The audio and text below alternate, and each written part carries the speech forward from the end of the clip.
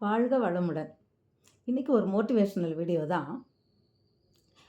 நேற்று வந்து அ அறிவு, புத்தி, ஞானம் இந்த 3 குறித்து நம்ம பார்த்தோம். இன்றைக்கு புத்திசாலி. அது ஏன் நமக்கு அவசியம்? புத்தி எதற்காக நமக்கு மிகவும் நம் வாழ்க்கையில் அவசியம்? அதை குறித்து நாம் பார்ப்போம். அதனால் என்ன நன்மைகள் கிடைக்கும் அப்படின்றத குறித்து நம்ம பார்ப்போம். புத்திசாலி அப்படின்னு சொல்கிறவங்க எப்படி இருப்பாங்கன்னா, எல்லாவற்றை குறித்தும் ஆராய்ந்து அறிகிற ஒரு அறிவு அவங்ககிட்ட இருக்கும். அதாவது அறிவுன்னு சொன்னோம், ஞானம்னு சொன்னோம். இப்போ இந்த புத்தி என்னன்னா, அதை பயன்படுத்துகிற ஒரு திறமை இருக்கும். 2வது இவங்க வந்து எல்லாவற்றையும் குறித்த அந்த அறிவை எப்படி பயன்படுத்தணும் அப்படின்ற ஒரு டேலண்ட். முக்கியமாக சிக்கலை தீர்த்து வைக்கக்கூடிய ஒரு குணாதிசயம் இருக்கிறது தான் புத்திசாலித்தனம். புத்திசாலித்தனம் அப்படின்னா இக்கட்டான நேரத்தில் எப்படி முடிவெடுக்கிறது, ஒரு ஆபத்து நேரம் வருது, அதில் எப்படி நம்ம ஞானமாக தப்பிச்சு கொள்வது, எப்படி நம்ம அதுக்கு என்ன நடவடிக்கை எடுக்கிறது, புத்திசாலித்தனமாக. இப்படி இவங்க அதுதான் புத்தி. இப்போது ஒரு குறிப்பிட்ட சூழ்நிலை வருது, இதில் நம்ம எப்படி தப்பிச்சுக்கிறது, இந்த சூழ்நிலையை நம்ம எப்படி கையாளணும் அப்படின்ற ஒரு அந்த அறிவு உள்ளதான் புத்திசாலித்தனம். இப்போ நீங்கள் பார்த்தீங்கன்னா, சிக்கலான விஷயத்துக்கு விடை கண்டுபிடிக்கிற ஒரு அறிவு. அதாவது மனிதனுக்கு 6 அறிவு உண்டு. இவங்களோட அறிவு எப்படி இருக்கும் புத்திசாலின்னா, ரொம்ப எக்ஸ்ட்ராடினரியாக இருக்கும். மற்றவங்களுக்கெல்லாம் தெரியாத ஒன்று இவங்க புது வழியில் அதுக்கு ஒரு விடை கண்டுபிடிப்பாங்க. இப்போ நீங்கள் கலெக்டர்ஸ் எல்லாம் பார்த்தீங்கன்னா, ஐஏஎஸ் அதிகாரிகளுக்கெல்லாம் ஒரு டெஸ்ட் வைப்பாங்க. அதில் என்னென்னா ஐக்யூன்னு சொல்லிட்டு நிறைய கேள்விகள் அப்படி தான் வரும். அவங்க கேட்குற கேள்விக்கு மற்றவங்களால பதிலே சொல்ல முடியாது. ஏன்னா கேள்வி அந்த மாதிரி இருக்கும். ஆனால் இவங்க அதை ஜெயிச்சு வரணும். ஏன்னா இப்போ அவங்க போகிற இடங்கள்ல அவங்களோட எப்படின்னு அந்த அறிவை வந்து டெஸ்ட் பண்ணுறாங்க, ஐக்யூவை டெஸ்ட் பண்ணுறாங்க கலெக்டர்ஸை. டாக்டர்ஸ்க்கு வேறு மாதிரி இருக்கும் இல்லையா? அப்போது நீ பெரிய கலெக்டரா அப்படின்னு கேட்குறாங்கல்ல, கலெக்டர் உண்மையிலேயே புத்திசாலி தான். இல்லைன்னா கலெக்டர் ஆகிருக்க முடியாது. அப்போ புத்திசாலி அப்படின்னு நம்ம குழந்தைங்களெல்லாம் பார்க்குறோம். சின்ன குழந்தைங்க, அதாவது வயசுக்கு மீறி அவங்க பேசும்போது நம்ம ஆச்சரியப்படுறோம். அது அவங்களுடைய புத்தியை காட்டுது, புத்திசாலித்தனம். அது சில பிள்ளைங்கள்லாம் காரணம் இல்லாமல் அவங்க வந்து எதையும் ஏற்றுக்கிட மாட்டாங்க. ஒரு 5 வயசுக்கு மேலே போச்சுனாலே 5 வயசுக்குள்ளே குழந்தைங்கள் தான்.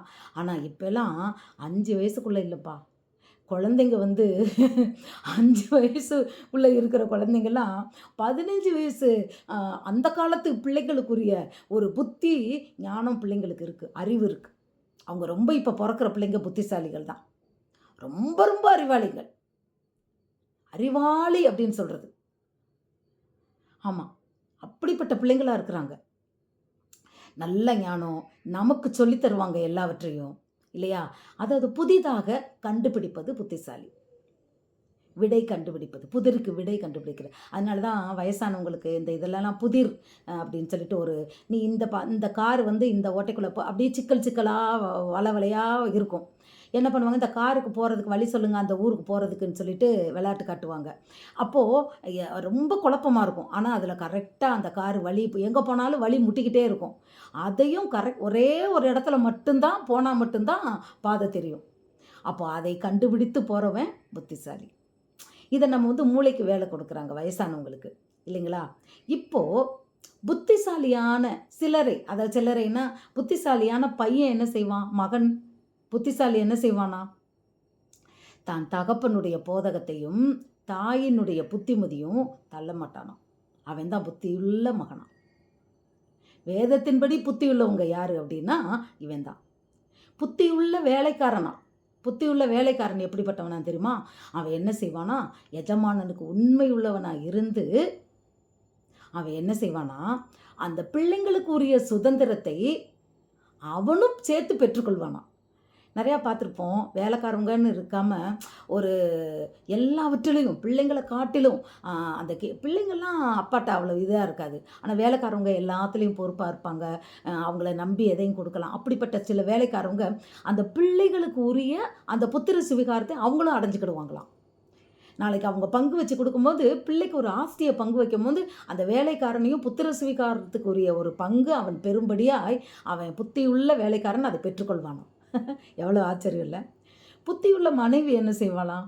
அவ அதிகாலையில எழும்புவாளாம். தன் கணவனுக்கு எல்லா காரியங்களையும் குடும்பத்துக்கு அவளே அழகா பார்ப்பாளாம். எனக்கு வேலைக்காரி வேணும், அவ வேணும், இவ வேணும்லாம் கேட்க மாட்டா. 2வது புத்தியுள்ள ஸ்திரீ என்ன செய்வா? அவ ரொம்ப குணசாலியான ஸ்திரீயா இருப்பா. அமைதி உள்ளவளா இருப்பா. குடும்பத்தில சண்டை போடாதவளா இருப்பா. புத்தியுள்ள ஸ்திரீ குடும்பத்தில யார் புருஷனோட, மாமியாரோட சண்டை போட மாட்டா. அவ அமைதியுள்ளவளாய், ஞானம் விளங்க தன் வாயை திறப்பாளாம்.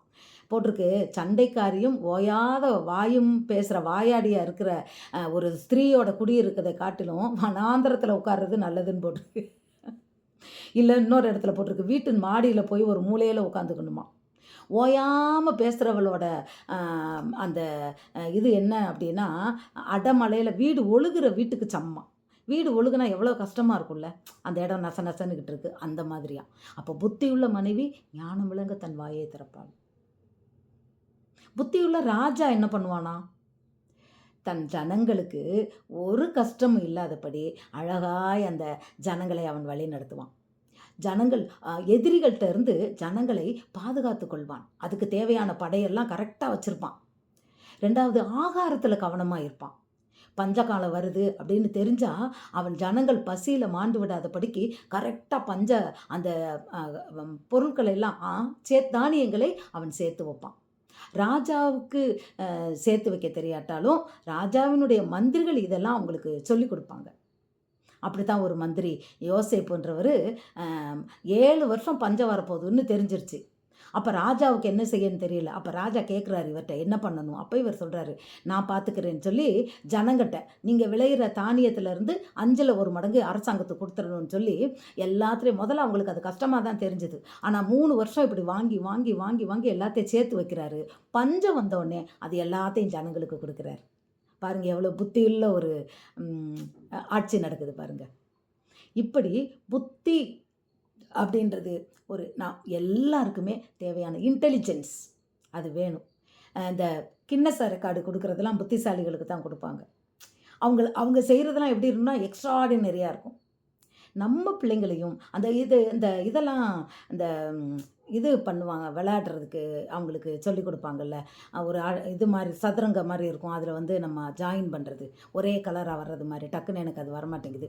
இதெல்லாம் கூட பிள்ளைங்களினுடைய ஐக்யூவை வளர்ப்பதற்காக இருக்கிறது அந்த காரியங்கள். புத்தியுள்ள ஒரு ஏழை பணக்கார ஐஸ்வர்யவானை காட்டிலும் அவன் நல்லவன். அவன் ஆசீர்வதிக்கப்பட்டவன். ஏன்னா அவன்கிட்ட புத்தி இருக்குது. இந்த ஐஸ்வர்யா என்ன செய்வான்? புத்தி இல்லாத முட்டாள்ன்றதுனால என்ன செய்வான்? அப்பன் சேர்த்து வச்ச பணத்தை எல்லாம் தின்னே அழித்து மற்றதுல எல்லாம் போட்டு கடைசியில் ஒரு நாளைக்கு ஆண்டியார் ரோட்டுக்கு போயிடுவான். ஆனால் இந்த புத்திசாலியான ஏழை என்ன செய்வான்? கஷ்டப்பட்டு உழைத்தாலும் அதில் சேர்த்து வச்சு கொஞ்சம் கொஞ்சமாக வாழ்க்கையில் முன்னேறி அவன் ஐஸ்வர்யனாக மாறுவான். அப்போ அந்த புத்தின்றது மிகவும் அவசியமானதாக இருக்கிறது. நம்ம குழந்தைங்களுக்கு இந்த புத்திசாலியான மனிதன் என்ன, புத்திசாலியான எப்படி இது பண்ணால், மிருகத்தை குறித்து கூட அதை சொல்லி சொல்லி சொல்லி நரி எப்படி புத்திசாலியாக இருக்குது, நரியை சொல்லுவாங்க அந்த காலத்தில். நான் சின்ன வயசில் கேட்டிருக்கேன், எனக்கு ஞாபகம் இருக்குது. அந்த சிங்கம் நரி கதை வரும்போது அது எப்படி தப்பிச்சது அப்படின்னு சொல்லிட்டு, நீ சிங்கத்தை கொண்டு கிணத்துல காட்டி அந்த பாரு உள்ள ஒரு சிங்கம் இருக்குது, அது உன்னை கேட்குது போ அப்படின்னு சொல்லி ஏமாத்தினவுடனே இந்த சிங்கம் அதோட சண்டை போடுறேன்னு குதிச்சிரும். அதோட அந்த சிங்கம் செத்து போயிடும். இப்போ காட்டில் உள்ளவங்களாம் சந்தோஷமாக இருப்பாங்க. இதுக்கு குள்ள நரி தான் அப்படி தந்திரமாக சொல்லும். அது சொல்லுவாங்க, அப்போ புத்தி உள்ள நரின்னு சொல்லிட்டு கதை சொல்லுவாங்க. இப்படியாகன குழந்தைகளுக்கு நாம் சில கதைகளை சொல்லி அவர்களை நாம் அந்த புத்தி உள்ள பிள்ளைகளாய் நாம் நிச்சயமாக வளர்க்க வேண்டியது ஒவ்வொரு பெற்றோரோட கடமை. நாம் புத்தியுள்ள கணவன், புத்தியுள்ள மனைவியை பார்த்தோம். புத்தியுள்ள கணவன் சொல்லிட்டு நம்ம ஒன்றும் மனைவியை நல்லா வச்சுக்கணும், அன்பு காட்டணும், அவ்வளோதான். புத்தியுள்ள கணவன் என்ன செய்வான்னா, தன் மனைவியை சொந்த சரீரமாக நேசிப்பான். உண்மையில் சொந்த சரீரமாக நேசிக்கிற புருஷன் உலகத்தில் இருக்கிறது ரொம்ப ரொம்ப கடினம். சொந்த சரீரம் என்ன போல நம்ம உடம்ப நம்ம எப்படி கேர் எடுத்துக்கிறோமோ, நம்ம உடம்புக்கு எப்படி அக்கறை செலுத்துகிறோமோ, அது போல மனைவியை பார்க்கிறவன் தான் புத்தியுள்ள ஒரு கணவன். இப்படி அநேக புத்திசாலியாய் நிச்சயமா நிறையா அறிவு வளர்க்கும்போது நாம் புத்திசாலியாக மாறலாம். சும்மா அறிவே இல்லாத நம்ம இருக்கும்போது புத்திசாலியாக மாற முடியாது. ஏழையாக இருந்தால் கூட புத்திசாலியாக இருந்தால் அது பிரயோஜனம். புத்திசாலியை குறித்து நாம் இன்றைக்கு பார்த்தோம். நாளைக்கு வேறு ஒன்றை பற்றி நாம் கர்த்தருக்கு சித்தமானால் பார்ப்போம். God bless you.